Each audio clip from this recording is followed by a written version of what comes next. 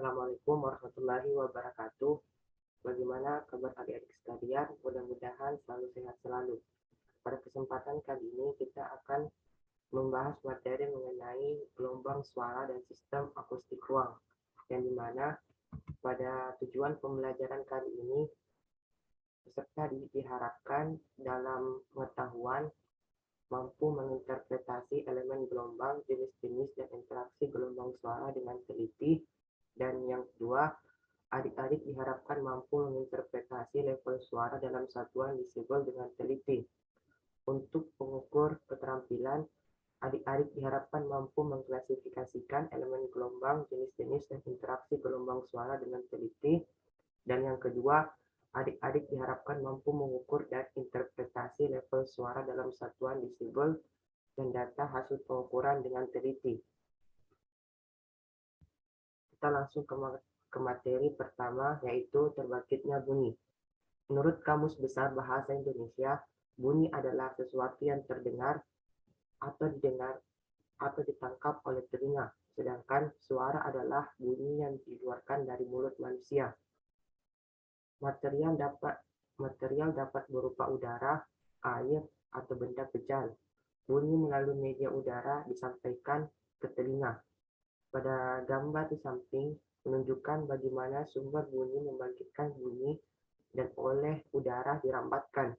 Sebuah pelat yang dapat melenceng dipasangkan pada satu titik dan selanjutnya didorong dengan sebuah pukulan agar bergetar. Yang contohnya dapat kita lihat yaitu gong sebagai salah satu sumber suara. Terdapat dua gambar pada layar. Yang pertama, terbangkitnya bunyi dengan penebalan dan penipisan partikel udara. Pada gambar pertama ini, pelat menjadi pembangkit bunyi dan menekan udara di depan bersama sehingga menjadi tekanan lebih. Pada getar balik dari pelat pada titik 4, pelat akan meregang partikel udara sehingga terbangkitlah tekanan kurang. Sumber bunyi segera akan mempengaruhi lingkungan sekitarnya dengan tekanan lebih dan tekanan kurang untuk bergetar. Partikel udara akan saling pukul dengan partikel di dekatnya, sehingga getaran sebagai sumber bunyi merambat pada media udara.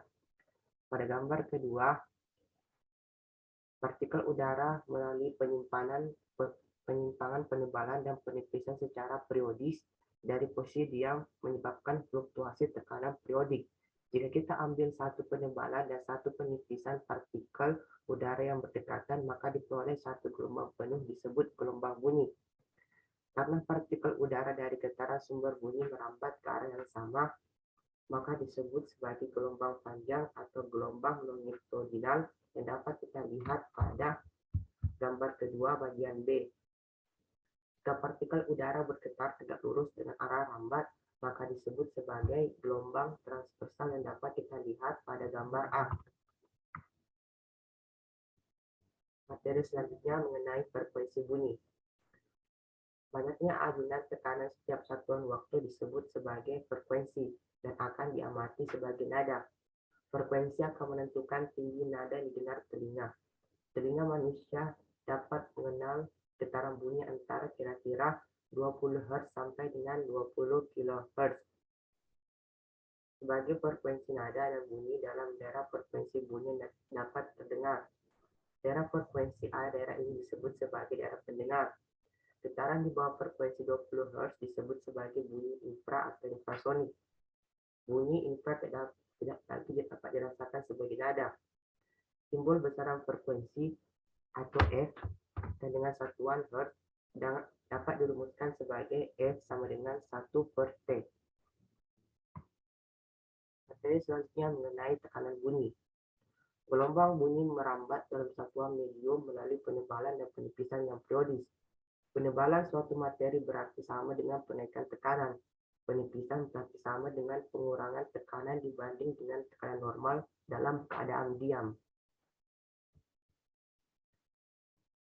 Dapat kita lihat pada tabel berikut macam-macam sumber bunyi dari amban dengar sampai dengan batas sakit atau sangat keras, di mana sangat mempengaruhi telinga manusia apabila batas sakit ini atau ambang batas sakit ini didengar terus-menerus oleh telinga manusia. Materi selanjutnya yaitu penyebaran bunyi. Bunyi dapat menyebar dalam bahan padat, cair, dan bahan gas. Kecepatan penyebaran bergantung dari ketebalan medium, seperti yang dilihatkan pada tabel berikut, yang dimana jika bahannya dalam berbentuk gelas, maka kecepatan penyebaran bunyi mencapai 5.500 meter per second, jika besi mencapai 5.000 meter per second, jika tembok mencapai 3.500 meter per second, jika kayu 2.500 meter per second, dan lain sebagainya. Semakin tebal dan semakin elastis medium, akan semakin lambat molekul dapat menyebarkan bunyi. Dan dalam ruang hampa udara, bunyi tidak dapat merambat. Penyebaran bunyi dalam udara bergantung pada temperatur udara yang dapat dirumuskan sebagai berikut, yang dimana C merupakan kecepatan penyebaran bunyi yang dilambangkan meter per detik, dan D adalah temperatur udara yang dilambangkan dengan derajat Celcius. Pada tabel ini terdapat penyebaran bunyi dalam udara. Selain dipengaruhi oleh temperatur, kecepatan rambat bunyi juga dipengaruhi oleh tekanan udara dan kandungan karbon dioksida. Dapat kita lihat pada temperatur minus 30 derajat Celcius, kecepatan bunyi mencapai 302,9 meter per second, dan 0 derajat mencapai 331,8 meter per second, dan 10 derajat mencapai 338 meter per second. Kita juga dapat menyimpulkan bahwa semakin tinggi temperatur, maka kecepatan udara akan kecepatan rambat bunyi akan semakin besar. Materi selanjutnya mengenai panjang gelombang. Jika sebuah getaran menyebar dalam sebuah media sebagai gelombang pada posisi tertentu dalam jarak yang sama pada keadaan getar bersangkutan, misalnya jarak antar ketebalan terbesar dari molekul udara. Jarak inilah yang disebut sebagai panjang gelombang, yang dapat kita lihat pada gambar berikut, yang dimana panjang gelombang disimbolkan dalam bentuk lambda. Pada tabel diperlihatkan panjang gelombang pada frekuensi yang berbeda dalam frekuensi pendengar. Perbedaan panjang gelombang pada daerah pendengar antara 21,5 meter sampai dengan 1,72 cm. Data ini sangat penting, misalnya untuk membuat kotak loudspeaker. Dapat kita lihat pada gambar berikut mengenai tabel panjang gelombang, yang dimana jika frekuensi 16 Hz, maka panjang gelombang mencapai 21,5 meter. Jika 100 Hz mencapai 3,4 meter, dan jika frekuensi 800 Hz, maka panjang gelombang mencapai 0,43 meter, dan sebagainya. Interferensi. Pada gambar diperlihatkan dua buah gelombang bunyi dengan frekuensi yang sama dan amplitude yang sama pula. Gelombang kedua B berbeda fase 45 derajat. Kedua gelombang akan dijumlahkan sehingga terbentuklah gelombang baru seperti pada gambar bagian C ini. Gelombang baru tersebut memiliki amplitude yang berbeda karena suatu saat keduanya saling menjumlahkan, terkadang saling mengurangkan. Pada kasus keduanya saling menjumlahkan disebut dengan constructive interference. Kejadian lain juga dapat kita lihat pada gambar berikut. Jika kedua gelombang bunyi tersebut berbeda fase sebesar 180 derajat, seperti dilihatkan pada gambar di atas, kedua gelombang bunyi akan saling meniadakan. Kejadian ini disebut sebagai destructive interference, yang dapat kita lihat pada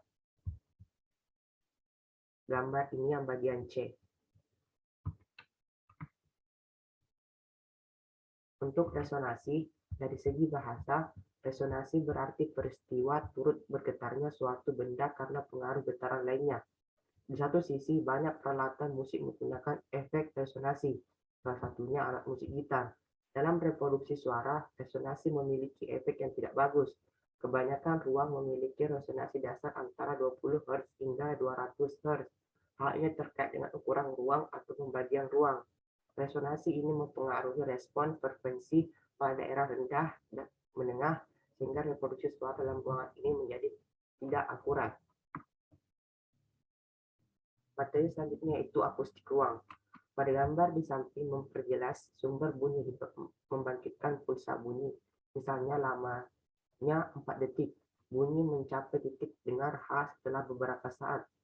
Selain terlambat juga amplitudenya kecil, intensitas bunyi menurun dibanding dengan kualitas jaraknya, sedang bentuk pulsanya sama dengan pulsa sumbernya.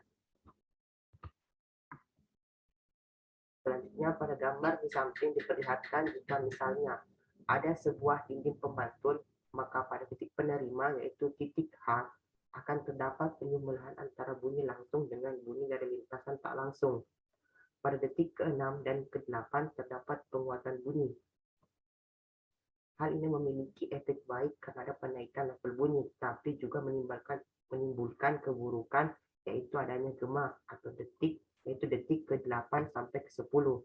Hal ini baik jika hanya beberapa derajat tertentu.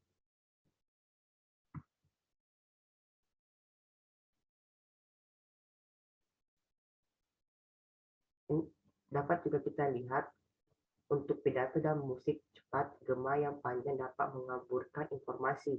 Untuk reproduksi pidato dalam ruangan dengan volume menengah dan untuk kejelasan informasi yang baik maka waktu gema sekitar 0,8 detik. Musik yang diproduksi dalam ruangan yang sangat sedikit waktu gema bunyinya akan mati. Gema akan memperbaiki kualitas musik dengan waktu gema antar 1,5 sampai dengan 2,5 detik. Untuk bermacam-macam ruang dalam ruangan yang memiliki dinding paralel akan timbul pula gema yang bergetar atau fluid echo. Pada ruangan demikian bunyi akan berpantul bolak-balik. Untuk menghilangkan efek gema dalam ruangan maka digunakan bahan dinding yang dapat menyerap bunyi. Hanya sayangnya tidak ada bahan yang dapat menyerap bunyi untuk keseluruhan daerah frekuensi. Maka digunakan beberapa bahan yang kemudian dikombinasi. Terdapat dua grup bahan penyerap bunyi. Dapat kita lihat pada gambar di samping yang dimana semakin besar volume ruang, maka waktu gema juga akan semakin besar.